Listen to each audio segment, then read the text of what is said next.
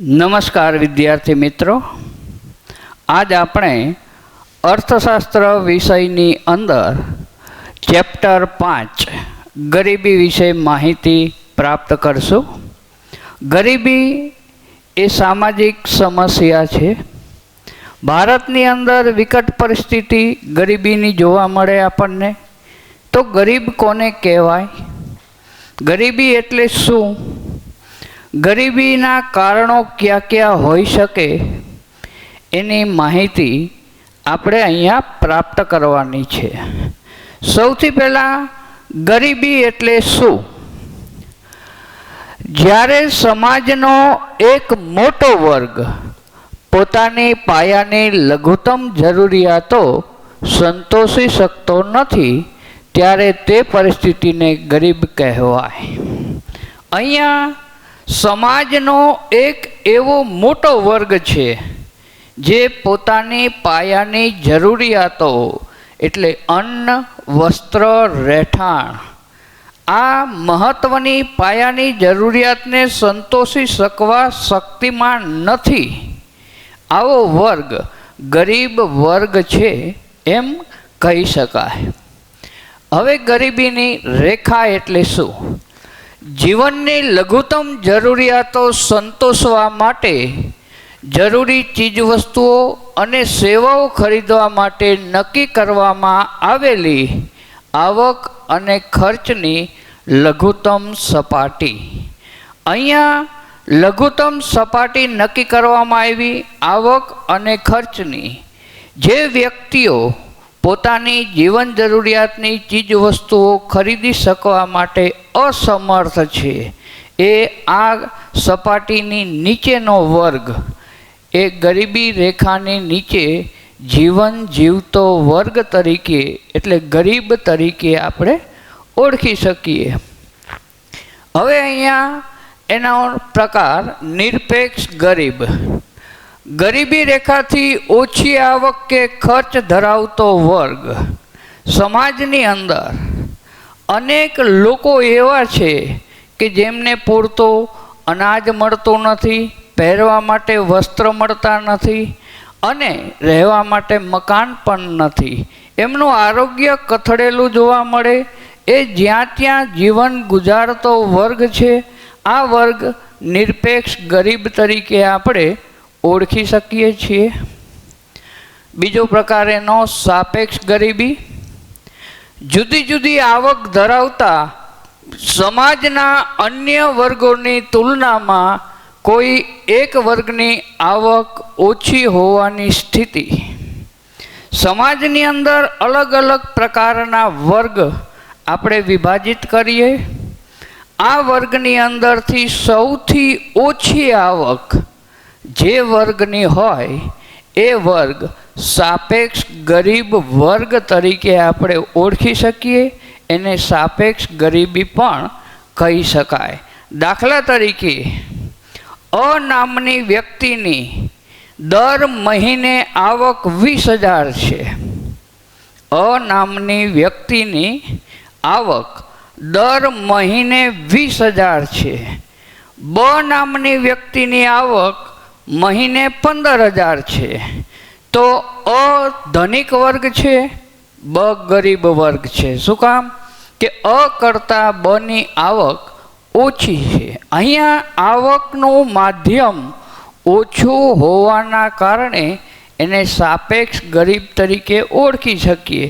પણ અહીંયા ત્રીજી વ્યક્તિ કની આવક 10,000 છે તો બ ધનિક વર્ગમાં જતો રહ્યો, ક ગરીબ વર્ગમાં જતો રહ્યો। મતલબ અ અને બ કરતાં ક ગરીબ છે, પરિણામે ક સાપેક્ષ રીતે ગરીબ છે એમ આપણે કહી શકીએ।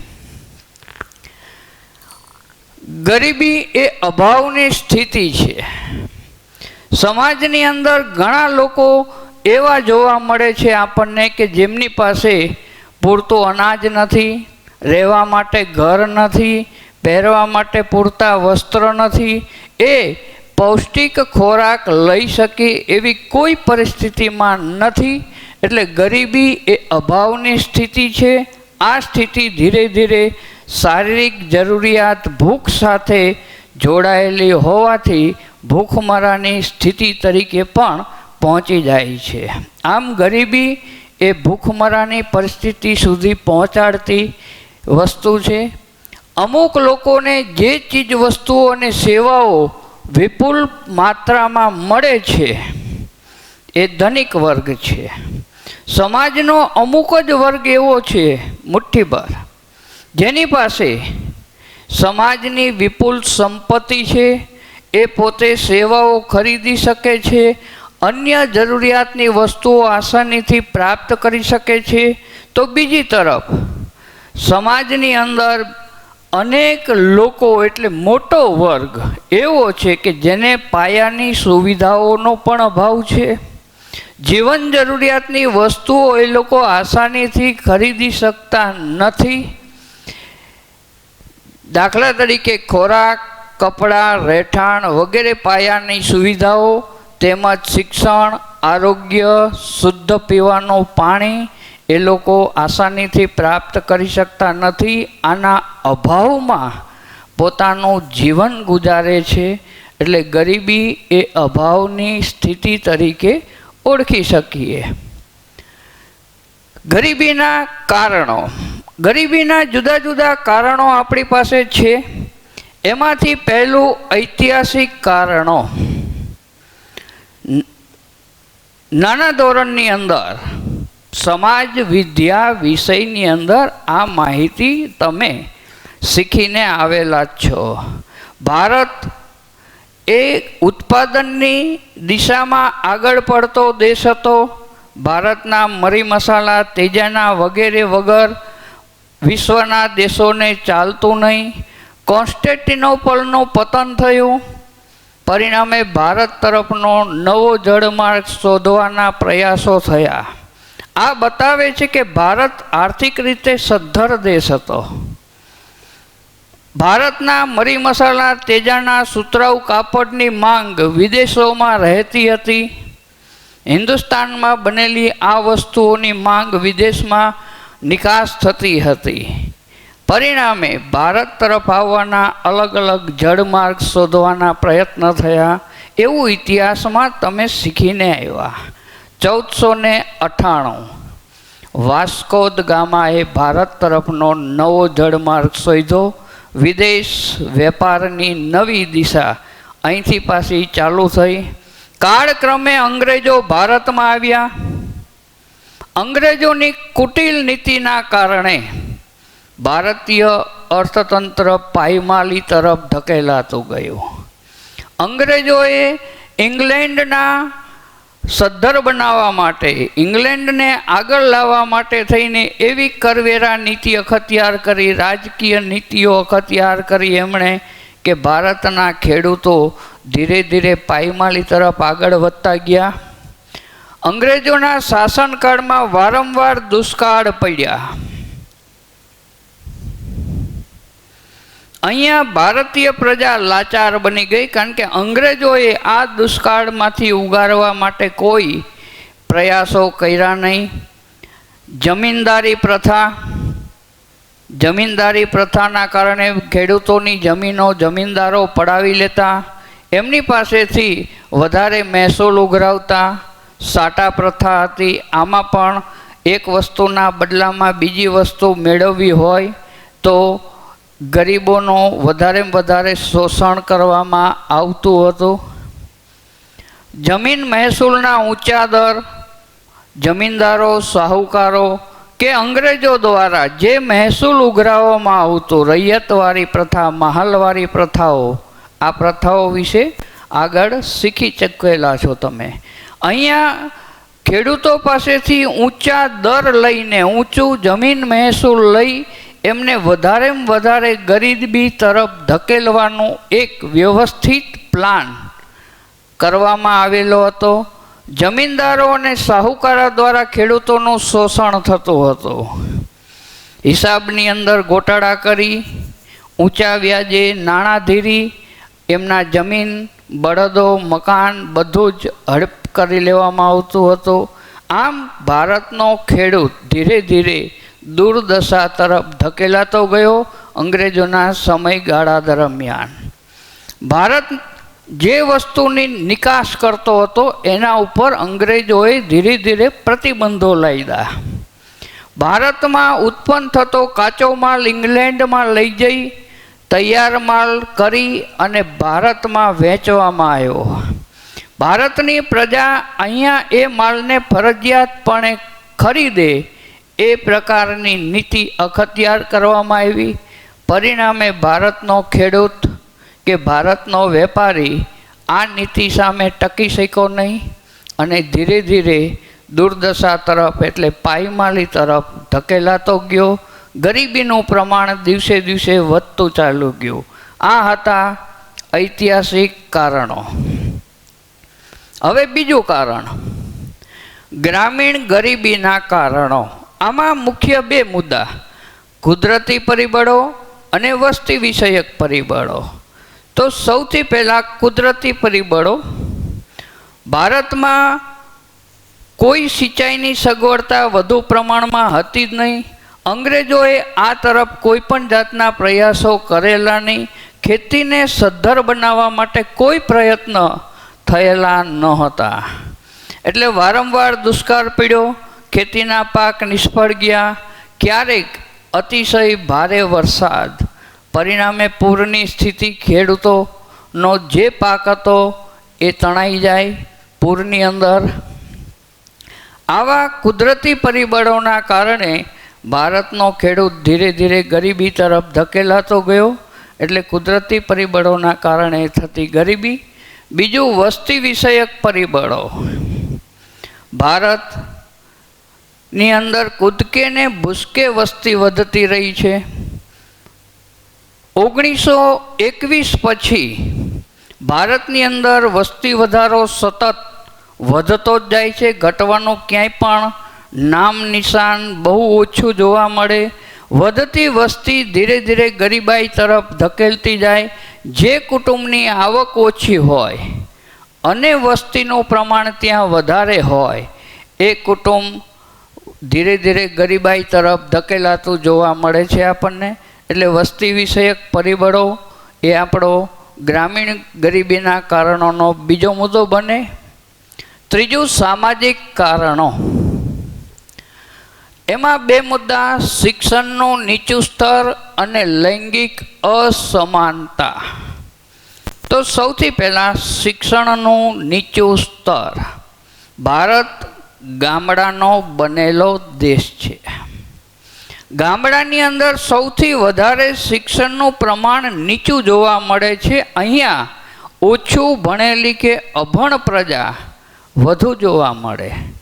પરિણામે દેશની અંદર જે નવા નવા સંશોધનો થાય, નવા બિયારણો શોધાય, નવા ઔદ્યોગિક ક્રાંતિઓ ઉત્પન્ન થાય, એનો લાભ નીચા શિક્ષણ દરના કારણે ખેડૂતો સુધી પહોંચતા નથી. અને જો પહોંચે તો એ લોકો સ્વીકારવા માટે તૈયાર થતા નથી. પોતાની જૂની પુરાણી પદ્ધતિ દ્વારા હજી પણ ભારતનો ખેડૂત ખેતી કરતો જોવા મળે છે આપણને. યાંત્રિક ટ્રેક્ટરની જગ્યાએ હજી પણ ઘણા ગામડાઓની અંદર બળદ દ્વારા, હળ દ્વારા ખેતી થતી આપણને જોવા મળે છે. રાસાયણિક ખાતરોની જગ્યાએ પરંપરાગત ખાતરોનો ઉપયોગ કરે છે. જંતુનાશક દવાઓનો જે ઉપયોગ કરવો જોઈએ એ માત્રામાં ઉપયોગી કરવા માટે સક્ષમ નથી અથવા તો સ્વીકારવા માટે તૈયાર નથી. પરિણામે અહીંયા શિક્ષણનું નીચું સ્તર હોવાથી એને વધારાનું જ્ઞાન મળતું નથી. એ પોતાના ખેત ઉત્પાદનો જ્યાં વેચવા માટે જાય છે ત્યાં દલાલો દ્વારા, વેપારીઓ દ્વારા એનું શોષણ થાય છે. આ પરિસ્થિતિને એ સમજી શકવા શક્તિમાન નથી, કારણ કે ભણેલો વર્ગ નથી, ક્યાંક ઓછું ભણ્યો હોય. પરિણામે કઈ પદ્ધતિથી વેચાણ થાય, ખેત પેદાશોને કઈ જગ્યાએ કેવી રીતના વેચવા જેથી આર્થિક ફાયદો થાય, ગવર્મેન્ટ દ્વારા શું પ્રોત્સાહનો પ્રાપ્ત થાય છે, આ બધી માહિતી એની પાસે અપૂરતી રહે છે.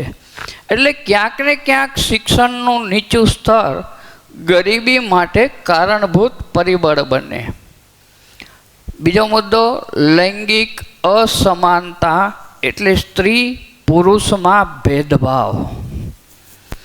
ભારત વર્ષોથી પુરુષ પ્રધાન આધિપત્ય ધરાવતો દેશ છે.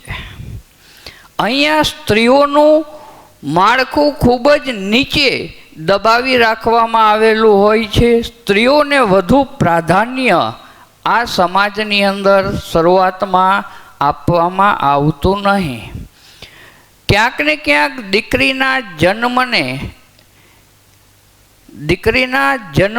ક્યાંક ને ક્યાંક સ્વીકારવામાં આવતું નહોતું. બાળકીને દૂધ પીતી કરવામાં આવતી હતી એવો રિવાજ હતો ભારતની અંદર. સતી પ્રથા હતી. આ બધું કાળક્રમે ધીરે ધીરે ગવર્મેન્ટે બંધ કરાવવા કોશિશ કરી, કાયદાઓ ઘડ્યા, પણ હજી સુધી ઘણો બધો સમાજ એવો છે, પછાત ઇલાકાઓ એવા છે કે જ્યાં દીકરીના જન્મને વધારવામાં આવતો નથી. અહીંયા લૈંગિક અસમાનતા જોવા મળે. ક્યાંક ધાર્મિક માન્યતાઓ ઘર કરી ગયેલી જોવા મળે કે પુત્ર હોય એ પિતાને પૂ નામના નરકમાંથી તારશે, પિતાનું શ્રાદ્ધ કર્મ કરશે તો પિતાનો મોક્ષ થશે. આવી બધી માન્યતાઓને કારણે થઈ પુત્ર જન્મને વધુ મહત્ત્વ આપતા જોવા મળે છે. દીકરીઓને શિક્ષણ જ્ઞાન ઓછું હજી પણ આપવામાં આવે છે. ગવર્મેન્ટે ભરપૂર પ્રયત્ન કર્યા કે દીકરીઓને સમાન તક આપવામાં આવે, સમાન નોકરીના હક આપવામાં આવે, પણ હજી સમાજનો અમુક વર્ગ જે ગરીબીમાં સપડાયેલો છે, અંધશ્રદ્ધાની અંદર પડેલો છે, આવો વર્ગ લૈંગિક અસમાનતામાં હજુ પણ માનતો જોવા મળે છે. ક્યાંક ને ક્યાંક દીકરીઓને શિક્ષણ તરફ, એની તબીબી સારવાર તરફ હજી પણ આંખ આડા કાન થતા જોવા પ્રાપ્ત મળે છે આપણને. પરિણામે દીકરીઓને જે પ્રોત્સાહન મળવું જોઈએ, જે નોકરી ધંધા મળવા જોઈએ, એમાં આપણો રૂઢિચુસ્ત સમાજ ક્યાંક પાછી પાની કરી રહ્યો છે. અહીંયા ભેદભાવયુક્ત વેતન દર પણ જોવા મળશે. જે કાર્ય પુરુષ સમાજ કરશે એનું વેતન ઊંચું હશે, અને એ જ કાર્ય જો સ્ત્રી કરતી હશે તો એનો વેતન દર ક્યાંક ને ક્યાંક નીચો જોવા મળે છે. આ ભેદભાવયુક્ત વેતન દરના કારણે, ક્યાંક કુટુંબની પ્રણાલિકાઓને કારણે, ક્યાંક અંધશ્રદ્ધાઓને કારણે, ક્યાંક શિક્ષણના નીચા સ્તરને કારણે જે સ્ત્રીઓનો વિકાસ થવો જોઈએ, બહેનોનો વિકાસ થવો જોઈએ, નોકરી ધંધામાં પગભર થવી જોઈએ, એ થઈ શકતી નથી. પરિણામે કુટુંબનું ભરણ પોષણ કરવા કુટુંબ અશક્તિમાન બને અને આવા કુટુંબો ગરીબી તરફ ધકેલાતા જોવા મળે છે. એટલે ક્યાંક ને ક્યાંક લૈંગિક અસમાનતા ગરીબીનું માપદંડ બને છે. ચોથો મુદ્દો, ગરીબીના આર્થિક કારણોમાં શ્રમિક દીઠ નીચી ખેત ઉત્પાદકતા, નાના અને ગૃહ ઉદ્યોગોનો અલ્પ વિકાસ, જમીનની અસમાન વહેંચણી, ઝડપથી વધતા ભાવો. 4 મુદ્દા ગરીબીના આર્થિક કારણોની અંદર. સૌથી પહેલો મુદ્દો શ્રમિક દીઠ નીચી ખેત ઉત્પાદકતા. હમણાં જ આપણે જોયું એમ ભારતની અંદર શિક્ષણનો વ્યાપ હજી પણ જોઈએ એટલો વિસ્તરેલો નથી. ક્યાંક ને ક્યાંક કચાશ રહી જાય છે. આ વસ્તુ ભારતના અંદર નડે છે આપણને. ગામડાઓની અંદર પૂરતું શિક્ષણ નથી. શહેરોની અંદર પણ આપણે જોઈએ છે શિક્ષણનું પ્રમાણ ભલે વધારે જોવા મળે, પણ ગ્રેજ્યુએટ થયેલો યુવાન ક્યાંક ને ક્યાંક રોજગારી પ્રાપ્ત કરવા માટે અસમર્થ બને છે. આપણું જે શિક્ષણ છે એ એને રોજગારી તરફ લઈ જવાના બદલે ક્યાંક ને ક્યાંક કચાશના કારણે બેકારી તરફ ધકેલાતું જોવા મળે. હજારો બેરોજગારો ભારતમાં જોવા મળે છે. ગમે એટલો ઉદ્યોગ ધંધા આપણે વિકસાવ્યા, ગવર્મેન્ટે તનતોડ પ્રયત્ન કર્યા, પણ હજી સુધી આપણે બેરોજગારીની સમસ્યાને ક્યાંય પણ વધારે પ્રમાણમાં હલ કરવા શક્તિમાન બન્યા નથી. નવી નવી નોકરીઓની તક આપણે ઉત્પન્ન કરી શક્યા નથી.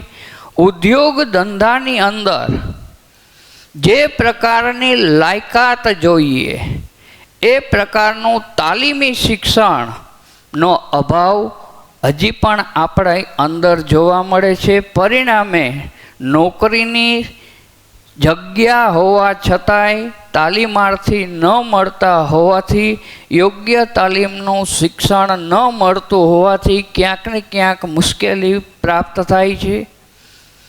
બીજું, તાલીમનો અભાવ.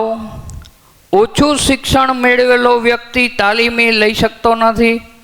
અહીંયા ગવર્મેન્ટ દ્વારા ઘણા બધા કોર્સ ઉત્પન્ન કરવામાં આવેલા છે, પણ હજી જોઈએ એવી માત્રામાં યુવાન જાગૃત બન્યો નથી.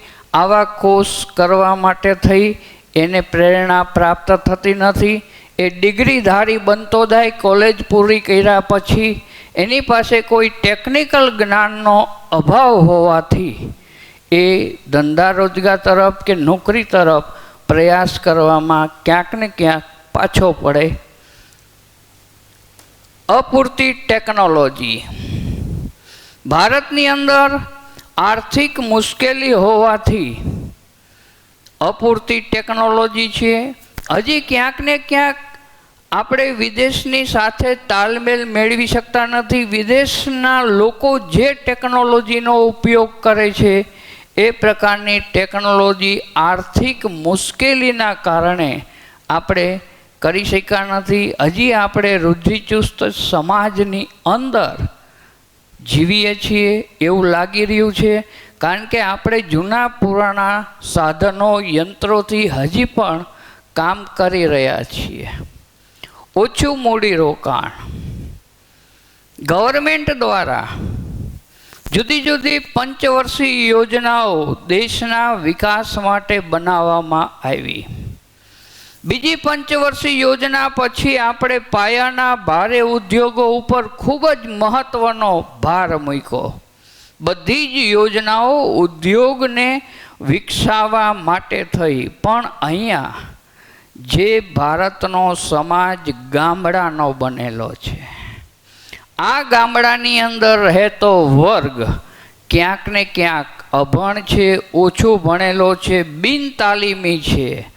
આ વર્ગ નાના પાયાના ઉદ્યોગોથી ચાલે છે, ખેતી આધારિત ઉદ્યોગોથી ચાલે છે, એના પૂરક ઉદ્યોગોથી ચાલે છે. દાખલા તરીકે પશુપાલન, મરઘા બતકા ઉછેર, મત્સ્યપાલન, આ બધી પ્રવૃત્તિઓ એ વર્ગ કરતો આવ્યો છે. આનો જે વિકાસ થવો જોઈએ એ હજી સુધી આ દિશામાં સાચો પ્રયાસ થતો નથી. પરિણામે ઓછું મૂડીરોકાણ આની અંદર થતું હોવાથી આવા ઉદ્યોગોનું મહત્ત્વ ઘટતું જાય છે. વસ્તીનું વધુ પડતું ભારણ. ગરીબ પ્રજાની અંદર વધારાનો બાળક એ આવકનો સ્ત્રોત માનવામાં આવે છે. વધુ બાળકો હોય તો વધુ કમાઈ શકે એવી એક માન્યતા છે આપણી. ગરીબી એ આવક પ્રાપ્ત કરવા માટે સતત પ્રયત્ન કરતી જોવા મળે. પોતાના કુટુંબનું ભરણ પોષણ કરવા માટે કુટુંબના તમામ સભ્યો પ્રયત્ન કરે, પણ ક્યાંક ને ક્યાંક મુશ્કેલી છે. શિક્ષણ નથી, આવડત નથી, અથવા તો એની પાસે એવું જ્ઞાન નથી કે જેમાંથી પોતાનું કે પોતાના કુટુંબનું ભરણ પોષણ થાય. એટલે વસ્તીનું વધુ પડતું ભારણ ગરીબી માટે કારણભૂત બને છે. કમાનાર એક વ્યક્તિ હોય, ખાનારા 5 હોય, તો આ ભાવ વધારાના યુગની અંદર, હરીફાઈના યુગની અંદર આપણને ઘર ચલાવવું મુશ્કેલ પડે. ધીરે ધીરે ગરીબાઈ તરફ વસ્તી વધારો આપણને લઈ જઈ શકે. બીજો મુદ્દો, નાના અને ગૃહ ઉદ્યોગોનો અલ્પ વિકાસ. 1950 આયોજન પંચની સ્થાપના કરી આપણે. 1951થી પ્રથમ પંચવર્ષીય યોજનાના શ્રી ગણેશ માંડ્યા. ભારતનો આર્થિક વિકાસ ઝડપી થાય આ દિશાની અંદર આપણી સરકારોએ પ્રયત્ન કર્યા. બીજી પંચવર્ષીય યોજનાથી આપણે ઉદ્યોગ ધંધા ઉપર વિશેષ ભાર મૂક્યો. સમગ્ર ધ્યાન કેન્દ્રિત કર્યું કે મોટા ઉદ્યોગોનો વિકાસ થશે તો નાના ઉદ્યોગો આપોઆપ વિકાસ પામશે. આવી એક ગણતરી હતી, પણ આ ગણતરી ક્યાંક ભૂલ ભરેલી આપણને જોવા મળી. ગામડાની અંદર જે નાના પાયાના ઉદ્યોગો હતા એનો વિકાસ ન થયો. પંચવર્ષીય યોજનાનો લાભ મોટા ઉદ્યોગોને મળ્યો એટલે ઉદ્યોગપતિઓ વધુ ધનવાન બનતા ગયા. અહીંયા ધનવાન વધુ ધનવાન બનતા ગયા અને ગરીબ વધુ ગરીબ બનતો જોવા મળ્યો આપણને. કારણ કે નાના પાયાના ઉદ્યોગોમાંથી જે આવક થતી હતી એ આવક ધીરે ધીરે ઘટતી ગઈ. એટલે નાના પાયાના ઉદ્યોગોનો અલ્પ વિકાસ કારણભૂત પરિબળ બન્યો. ત્રીજું, જમીનની અસમાન વહેંચણી. અંગ્રેજોના સમયથી જ જમીનદારોનું વર્ચસ્વ હતું. ગામડાની અંદર શાહુકારોની બોલબાલા હતી. વ્યાજ વટાવનો ધંધો કરનારો વર્ગ કોઈ પણ હિસાબે ગરીબોનું શોષણ કરતો હતો. ચોપડાઓની અંદર હિસાબોમાં ગોટાળા કરી ગરીબોની એટલે ખેડૂતોની જમીનો ક્યાંક ને ક્યાંક હડપ કરવામાં આવતી હતી. પરિણામે જમીનની માલિકી મુઠ્ઠીભર જમીનદારોના હાથમાં આવી ગઈ. એક વર્ગ એવો ઉત્પન્ન થયો કે જે જમીનનો માલિક બનતો ગયો અને બીજો વર્ગ એવો બન્યો કે જે જમીનનો માલિક હતો છતાંય મજૂર બનતો ગયો. અહીંયા જમીનદારોને ખેતી આગળ વધારવામાં કોઈ રસ નહોતો. એમને તો જમીન વધે એમાં રસ હતો, ખેત ઉત્પાદન વધે એમાં રસ નહોતો. બીજી તરફ જે ખેતની અંદર કામ કરતા હતા એ લોકો, એને પોતાનું ખેતર ન હોવાથી ખેત ઉત્પાદન વધે એમાંય રસ નહોતો. બંને બાજુ રસનો અભાવ, પરિણામે ખેતી નિરસ બની ગઈ. જે સરસ બનવી જોઈએ, રસમાંથી સરસ બનવી જોઈએ, એ રસમાંથી નિરસ બનતી જોવા મળી આપણને. એટલે ક્યાંક ને ક્યાંક ખેત મજૂરોને રસ ન હોવાના કારણે ખેત ઉત્પાદનો ધીરે ધીરે નષ્ટ થતા ગયા, ઓછા થતા ગયા અને આ ઓછા ઉત્પાદનને કારણે ભારતનો ખેત મજૂર વર્ગ ગરીબીની તરફ ધકેલાતો જોવા મળ્યો, જે ગરીબીનું કારણ બન્યું. ચોથો મુદ્દો, ઝડપથી વધતા ભાવ. ફુગાવા જેવી પરિસ્થિતિ, ફુગાવાના પાઠમાં આ વસ્તુ શીખા જ છીએ આપણે. યુદ્ધ, કોઈ પણ દેશ જ્યારે બીજા દેશ સાથે યુદ્ધ કરે ત્યારે પોતાના દેશના વિકાસ માટેનું જે નાણાં ભંડોળ હતું એ યુદ્ધના શસ્ત્ર સરંજામ ખરીદવા પાછળ એને ખર્ચ કરવો પડે. આ બિનજરૂરી હતો, છતાંય દેશને બચાવવા માટે આ ખર્ચ જરૂરી બને છે. પરિણામે વિકાસના ભોગે પણ શસ્ત્ર સરંજામ ખરીદવા પાછળ દેશે ખર્ચ કરવો પડે છે. ભારતે 1947માં સ્વતંત્રતા પ્રાપ્ત કર્યા પછી બે દેશો સાથે યુદ્ધ કરવા પડ્યા, ભારત પાકિસ્તાન અને ભારત ચીન. આ યુદ્ધ દરમિયાન ભારતનું જે નાણાં ભંડોળ હતું એ ભારતના વિકાસ માટે વાપરવું પડતું હતું. એના બદલે ભારતના રક્ષણ માટે આપણે વાપરવું પડ્યું. એટલે યુદ્ધની પરિસ્થિતિ ગરીબીના કારણ માટે જવાબદાર બને. દુષ્કાળ, સિંચાઈનો અપૂરતો માધ્યમ આપણી પાસે છે. અમુક જ જગ્યાએ સિંચાઈની સારી સગવડતાઓ છે, પણ હજી સુધી આપણે ગામડાના છેવાડાના સ્તર સુધી આ માધ્યમ પહોંચાડી શક્યા નથી. દુષ્કાળ વારંવાર પડે છે, પરિણામે ખેતીના પાકો નષ્ટ થઈ જાય છે. દુષ્કાળની અંદર ટકવા માટે નહેરોના પાણી, નદીઓના પાણી નહેરો દ્વારા ગામડાના છેવાડાના પ્રદેશ સુધી પહોંચે તો ખેતીને આપણે સજીવ ખેતી તરીકે કરી શકીએ. પણ અહીંયા ક્યાંક ને ક્યાંક આપણી પાસે મુશ્કેલી છે, પરિણામે બધી જ જગ્યાએ નહેરો આપણે પહોંચાડી શક્યા નથી.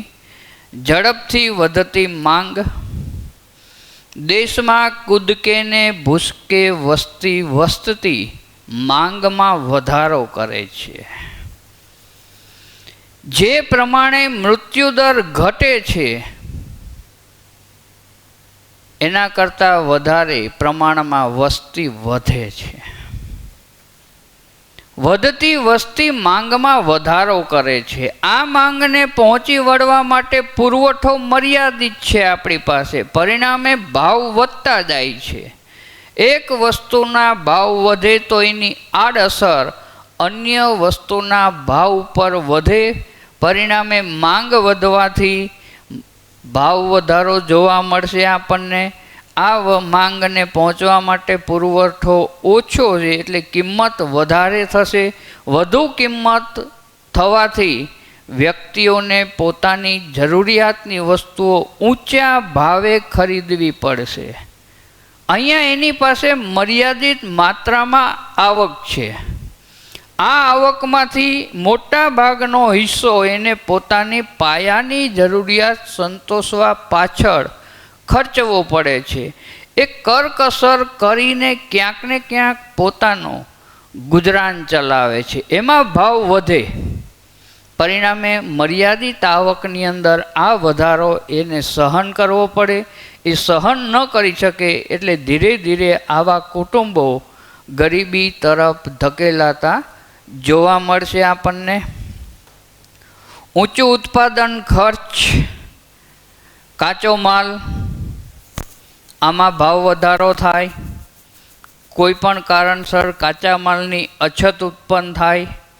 વિદેશમાંથી અમુક માલ મગાવીએ આપણે, આંતરરાષ્ટ્રીય ક્ષેત્રે ભાવ વધારો એ અન્ય ભાવ વધારા પર અસર કરતો જોવા મળે.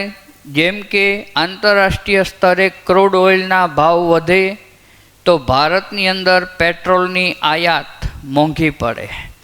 પેટ્રોલ ડીઝલની આયાત મોંઘી પડતી હોવાથી જુદા જુદા જગ્યાએ ભાવ વધારો લાગુ પડે. દાખલા તરીકે વાહન વ્યવહાર, આના ભાવ વધે. ખેડૂતોને માલ સામાન લઈ જવો લાવવો આ મોંઘું પડશે. મુસાફરી મોંઘી પડશે. બસ ભાડા, રેલવે ભાડા, રિક્ષા ભાડા આ બધું પેટ્રોલના કારણે મોંઘું પડતું હોવાથી મર્યાદિત આવકમાં જીવતો વર્ગ ધીરે ધીરે વધુને વધુ ગરીબાઈ તરફ ધકેલાતો જશે અને અંતે ગરીબી રેખાની નીચે જીવતા વર્ગ તરીકે આપણી સામે આવશે. ઓછું રાષ્ટ્રીય ઉત્પાદન, ક્યાંક ને ક્યાંક મર્યાદિત જમીન છે આપણી પાસે. આ મર્યાદિત જમીનની અંદર આપણે રમતગમતના માટે મેદાન બનાવીએ, શહેરોનો વિકાસ કરીએ, ખેતીના ભોગે આ બધી પ્રવૃત્તિઓ થતી હોવાથી ખેત ઉત્પાદન જે રાષ્ટ્રીય સ્તરે થવું જોઈએ એ ક્યાંક ને ક્યાંક ઓછું જોવા મળે. પરિણામે ગરીબાઈ વધતી જોવા મળશે. હવે નવો મુદ્દો, ગરીબીના નિર્દેશકો. આની અંદર જુદા જુદા પ્રકારના મુદ્દા, નીચું માથાદીઠ વપરાશી ખર્ચ, કુપોષણનું પ્રમાણ, અપેક્ષિત આયુષ્ય અને બાળ મૃત્યુ દર, તબીબી સગવડો, પીવાનું શુદ્ધ પાણી, શિક્ષણ, બેરોજગારીનો ઊંચો દર, રહેઠાણ અને વીજળી. જુદા જુદા મુદ્દા દ્વારા ગરીબીના નિર્દેશકોને સમજાવવા માટેનો પ્રયત્ન આ પાઠની અંદર થયેલો છે. સૌથી પહેલો મુદ્દો, નીચું માથાદીઠ વપરાશી ખર્ચ. ભારતની અંદર ગરીબીનું પ્રમાણ વધુ હોવાથી અન્ય દેશોની તુલનામાં આપણું વપરાશી ખર્ચ ક્યાંક ને ક્યાંક નીચું જોવા મળે છે. 2014 મુજબ ભારતમાં $725 વપરાશી ખર્ચ હતો, જે અન્ય દેશોની તુલનામાં ઘણું ઓછું કહેવાય. કુપોષણનું પ્રમાણ.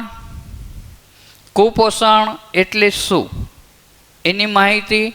વ્યક્તિ દ્વારા લેવાતા ખોરાકમાં કેલરી, પ્રોટીન, વિટામિન, કાર્બોહાઈડ્રેટ અને મિનરલ્સનો અભાવ હોય એવી પરિસ્થિતિ, આને કુપોષણનું પ્રમાણ કહેવાય.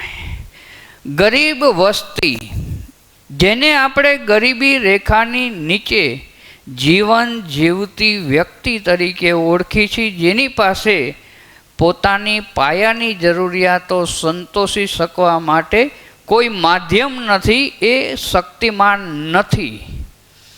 એ લોકો પોતાના ખોરાકની અંદર પૂરતા પ્રમાણમાં કેલરીયુક્ત ખોરાક લઈ શકતા નથી. એમના ખોરાકમાં પૂરતા પ્રમાણમાં પ્રોટીન, વિટામિન મળતા નથી. જે મળે એમાંથી પોતાનું ગુજરાન ચલાવે છે, પોતાની ભૂખને સંતોષે છે. પરિણામે હાઇડ્રોકાર્બન, મિનરલ્સનો પણ આવા ખોરાકમાં અભાવ જોવા મળે. આવો અપૂરતો ખોરાક, જે પોષક તત્વોથી યુક્ત હોવો જોઈએ, એવો ખોરાક ન મળતો હોવાથી એમની શારીરિક તંદુરસ્તી જોખમાય છે. પરિણામે જે જગ્યાએ કામ ધંધો કરશે ત્યાં થાક અને કંટાળો અનુભવશે. આ વ્યક્તિ વધુ ઉત્પાદન કરી નહીં શકે, પરિણામે વધુ વેતન મેળવવા હકદાર નહીં બને. એ થાકી જાય છે, કારણ કે આર્થિક રીતે એ થાકેલો હતો જ, હવે શારીરિક રીતે એ પણ થાકે છે. પરિણામે આર્થિક, શારીરિક અને માનસિક ત્રણેય વસ્તુનો ભોગ ગરીબ વ્યક્તિ બને.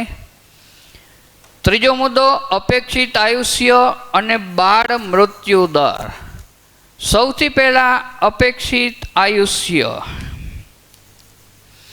બાળકના જન્મ સમયે બાળક કેટલું જીવશે એની અપેક્ષા. કોઈ પણ નવા બાળકનો જન્મ થાય ત્યારે આ બાળક પૃથ્વી પર કેટલું જીવશે એવી અપેક્ષા રાખવામાં આવે, એને અપેક્ષિત આયુષ્ય કહેવામાં આવે. અપેક્ષિત આયુષ્યમાં ઘણી બધી બાબતોનો સમાવેશ થાય.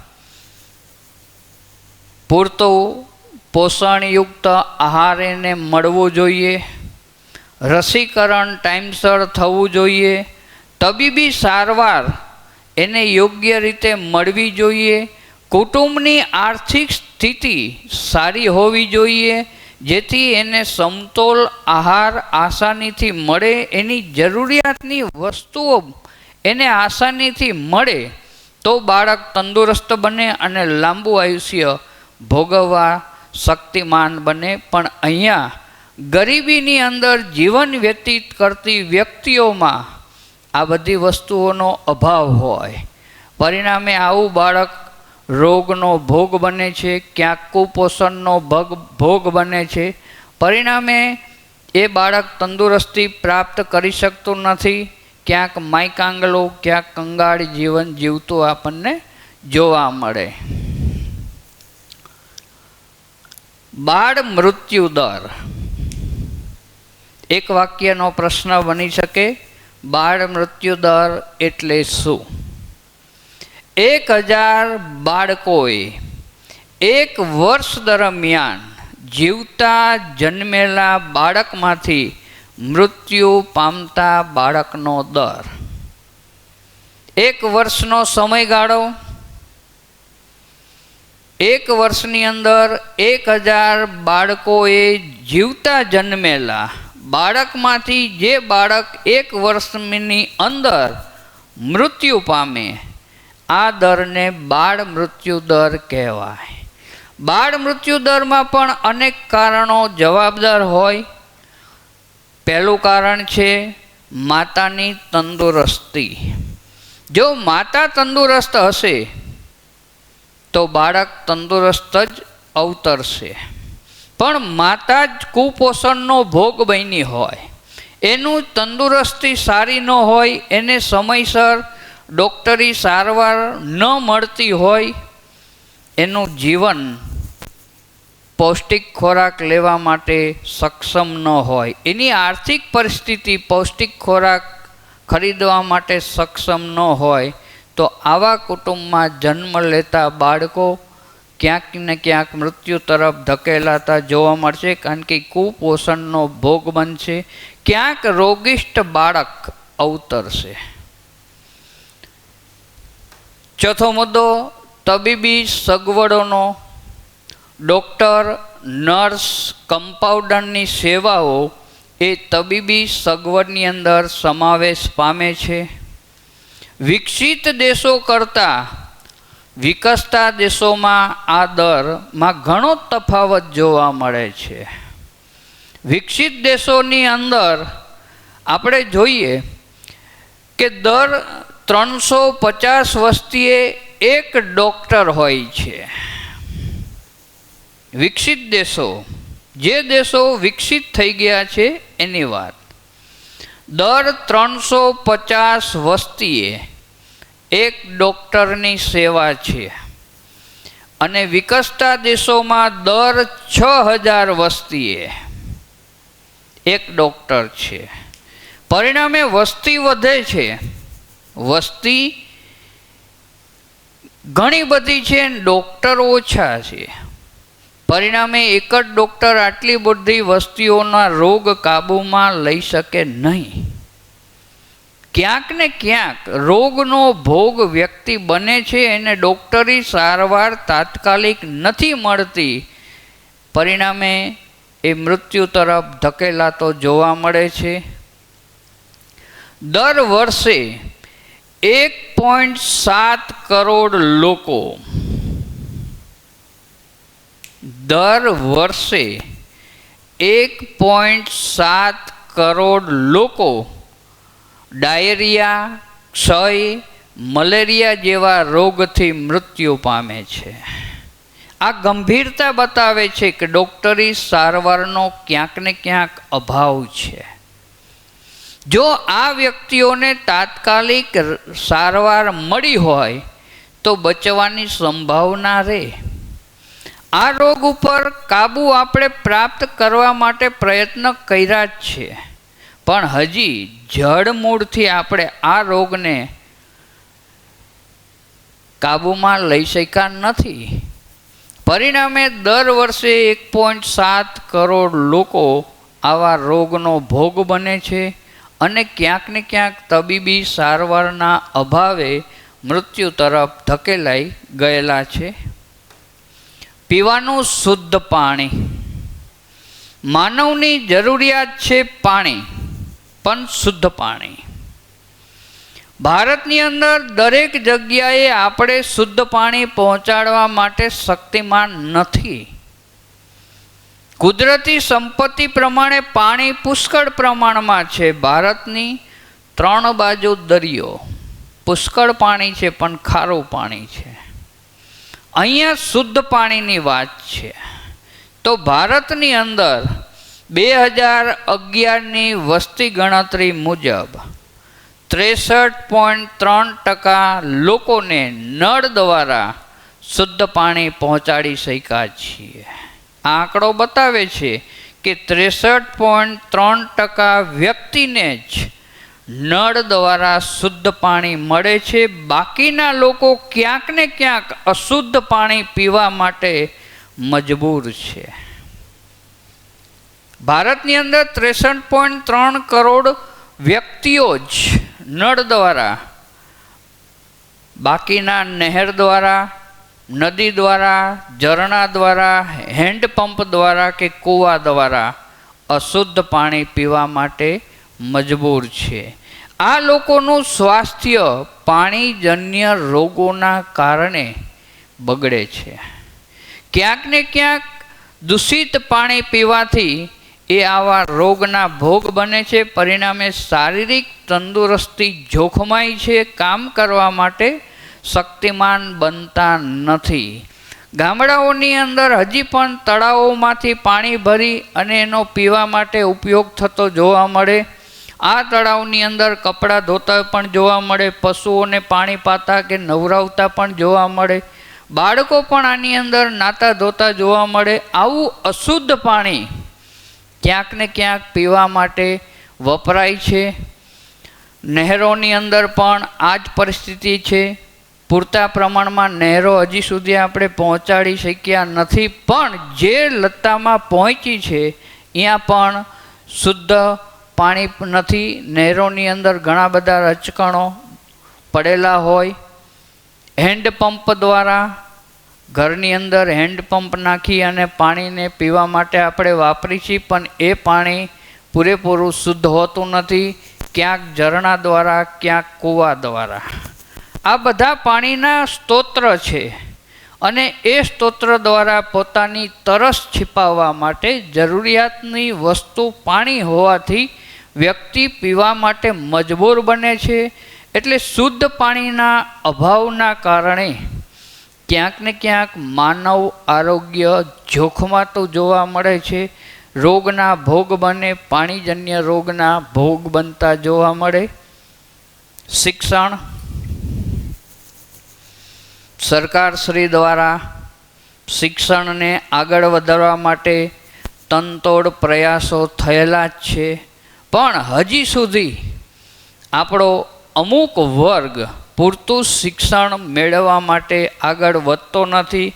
ક્યાંક ને ક્યાંક અધૂરું શિક્ષણ, શાળા છોડી અને બાળકને ઉઠાડી લેવાનું વલણ, અમુક સમાજમાં બાળકને અમુક ધોરણ સુધી જ ભણાવવાની માન્યતા, આવી બધી કારણસર ક્યાંક ને ક્યાંક શિક્ષણનું પ્રમાણ ઓછું જોવા મળે છે. 2011 ભારતમાં 60% સાક્ષર હતા, બાકીનો વર્ગ નિરક્ષર છે. આ બતાવે છે કે શિક્ષણ માટે ગવર્મેન્ટે ગમે એટલા પ્રયત્ન કર્યા, પણ હજી સુધી આપણો વર્ગ, માનવ સમુદાયમાંથી અમુક વર્ગ હજી પણ શિક્ષણ મેળવવા માટે આગળ વધતો નથી. ક્યાંક ને ક્યાંક એ વર્ગ નિરક્ષર છે, ઓછું ભણેલો છે, પોતાના બાળકોને ભણવા માટે પ્રોત્સાહન આપતો નથી. આવા નિરક્ષર લોકો રૂઢિચુસ્ત હોય છે. અમારા કુટુંબમાં દીકરીઓને આટલું જ ભણાવાય, એથી આગળ ન ભણાવાય, આવી માન્યતાઓ અમુક જગ્યાએ જોવા મળે. ભણ્યા પછી કોને નોકરી ધંધા મળ્યા, આવી દલીલો જોવા મળે. ક્યાંક ને ક્યાંક ટેકનિકલ જ્ઞાન પૂરું પાડતી શૈક્ષણિક સંસ્થાઓ હોવા છતાંય વિદ્યાર્થીઓને આવા શિક્ષણ મેળવવામાં રસ ઓછો હોય. વહેમ અને નસીબવાદી, આ નિરક્ષર પ્રજાનું મહત્વનું લક્ષણ છે. આ લોકો રૂઢિચુસ્ત હોય, વહેમી હોય, નસીબવાદી હોય. પરિણામે ઈશ્વર ઉપર બધું છોડે. ઈશ્વરે જે ધાર્યું હશે એ થશે, પણ જ્યાં સુધી કર્મ ન કરીએ, પ્રયાસ ન કરીએ, ત્યાં સુધી આપણે પગભર ન થઈ શકીએ, ધંધો રોજગાર પ્રાપ્ત ન કરી શકીએ. આપણે જાતે શિક્ષણ માટે પહેલ કરવી પડે. આપણું ભવિષ્ય શિક્ષણ છે, અને શિક્ષણ મેળવશું તો જ્ઞાનનો વધારો થશે, આવડતનો વધારો થશે. આપણી અંદર જે સુષુપ્ત શક્તિઓ છે એ ક્યાંક ને ક્યાંક બહાર આવશે, તો નોકરી ધંધાની અંદર ક્યાંક ને ક્યાંક આપણો સમાવેશ થાય. બેરોજગારમાંથી આપણે રોજગાર તરફ આગળ વધી શકીએ. બેરોજગારીનો ઊંચો દર ભારત સરકાર દ્વારા ઉદ્યોગોને વધુ પ્રાધાન્ય આપવામાં આવ્યું, પણ આ ઉદ્યોગો હતા એ ભારે ઉદ્યોગો હતા. અહીંયા મૂડીપતિઓને સૌથી વધારે લાભ થયો. કારીગર વર્ગનું શોષણ વધુ પ્રમાણમાં જોવા મળ્યું.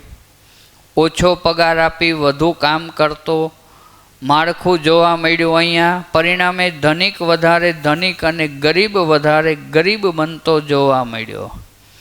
ક્યાંક જાહેર ક્ષેત્રના ઉદ્યોગો જેની પાછળ ગવર્મેન્ટે પોતાનું ધ્યાન કેન્દ્રિત કર્યું હતું, એક આશા હતી કે જાહેર ક્ષેત્રના ઉદ્યોગો છે એના દ્વારા આપણે બેરોજગારીની સમસ્યા હલ કરી શકશું. પણ આવા ક્ષેત્રોમાં મોટા ભાગના ક્ષેત્રો નુકસાન કરતા સાબિત થયા. ક્યાંક આવા ઉદ્યોગો ડચકા ખાઈને જીવે છે. પરિણામે નહીં નફો નહીં નુકસાનના ધોરણે એને ચલાવવા પડે છે આપણે. પરિણામે ભારતમાં બેરોજગારીનો ઊંચો દર જોવા મળે. આ બેરોજગારી ગરીબી તરફ ધકેલાતું પરિબળ છે. જે વ્યક્તિ લાયકાત પ્રાપ્ત કરેલી છે, નોકરી કરવાની એને ઈચ્છા છે અને છતાંય એને નોકરી મળતી નથી, આવી વ્યક્તિઓને બેકાર કે બેરોજગાર તરીકે આપણે ઓળખી શકીએ. ભારતમાં નોકરી પ્રાપ્ત કરવાના ખૂબ જ ઓછા ચાન્સ છે, કારણ કે જે પ્રમાણમાં આપણે નોકરી આપી શકીએ એવી કોઈ તકો અહીંયા બહુ વિકસિત થયેલી નથી. પરિણામે ગામડાની અંદર જે લઘુ ઉદ્યોગો પાયાના ઉદ્યોગોમાંથી રોજીરોટી પ્રાપ્ત થાય એના તરફ પણ પૂરેપૂરું ધ્યાન કેન્દ્રિત થયું નથી. શહેર તરફથી ગામડામાં જતો વર્ગ ઓછો છે. કદાચ એને ગામડાની અંદર ક્યાંક નોકરી મળે એવું હોય તો શહેરનો વર્ગ ગામડા તરફ હજી પણ જવા માટે તૈયાર થતો નથી. બીજી તરફ નોકરી ધંધાની શોધ માટે ગામડામાંથી મોટો ભાગનો વર્ગ શહેર તરફ ધકેલાય છે. આમાં મુખ્ય બે કારણ જ હોય, આકર્ષણ અને અપાકર્ષણ. આ બે કારણો દ્વારા ગામડામાંથી ક્યાંક ને ક્યાંક ખેતી પરનું ભારણ ઓછું કરવા માટે શહેર તરફ ધકેલાય છે. ક્યાંક શહેરની જાકમજોડ રોશનીથી આકર્ષાઈને, ક્યાંક મજબૂરીથી ધંધા રોજગારની શરૂઆત કરવા માટે શહેર તરફ જે વર્ગ આવે છે એ પૂરેપૂરો બેરોજગાર રહે છે. જ્યાં સુધી એને નોકરી ધંધો નહીં મળે, કોઈ પણ કામ ધંધો નહીં મળે, ત્યાં સુધી બેકાર રહે છે. અને આ બેકાર રહેવાથી ગરીબાઈની માત્રા વધતી જોવા મળે. રહેઠાણ. મનુષ્યની પ્રાથમિક જરૂરિયાતમાં રહેઠાણનો સમાવેશ થાય. ભારતની અંદર રહેઠાણની ખૂબ જ વિકટ સમસ્યા જોવા મળે છે. સમાજનો મોટા ભાગનો વર્ગ જે મકાનની અંદર રહે છે એ ક્યાંક ને ક્યાંક એક રૂમની સગવડતાવાળું મકાન છે. અમુક વર્ગ ઝૂંપડપટ્ટી વિસ્તારની અંદર રહેતો જોવા મળે છે.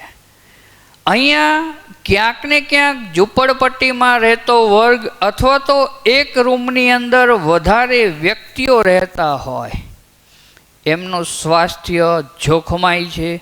પૂરતા હવા ઉજાસવાળું મકાન ન હોય, ગંદકીનું સામ્રાજ્ય હોય, સ્વચ્છતાનું મહત્ત્વ ક્યાંક ઓછું જોવા મળતું હોય, ગટરોના પાણીનો નિકાલ વ્યવસ્થા ક્યાંક ઓછી હોય, ડ્રેનેજ વ્યવસ્થામાં મુશ્કેલી હોય, મચ્છરોનો ત્રાસ હોય, ક્યાંક ને ક્યાંક ગંદકીનું સામ્રાજ્ય હોય, આવા મકાનોમાં રહેતો વર્ગ માંદગી તરફ ધકેલાતો જાય છે.